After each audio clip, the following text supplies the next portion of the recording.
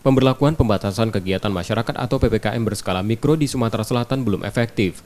Meski kasus aktif turun dan tingkat kesembuhan sedikit membaik, namun rasio kasus positif dan angka kematian COVID-19 meningkat. Angka kematian corona Sumsel sebelum PPKM mencapai 4,75%.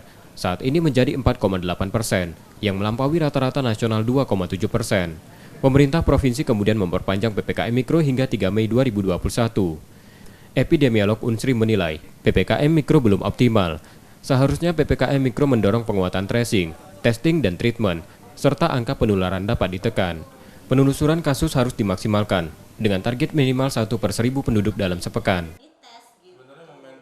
Ketika 3T belum optimal, itu yang akan menjadi kesulitan untuk menekan kasus ini. Jadi memang kita berharap seluruh kabupaten kota di Sumatera Selatan untuk mengoptimalkan 3T, tracing, testing, dan treatment. Kalau bisa dan sesuai target WHO 1/1000 penduduk per minggu. Jadi harapannya ya kalau melihat indikator ini harusnya PPKM di Sumatera Selatan tetap diperpanjang begitu ya, agar kedepannya mampu lebih menekan kasus COVID-19 di Sumatera Selatan.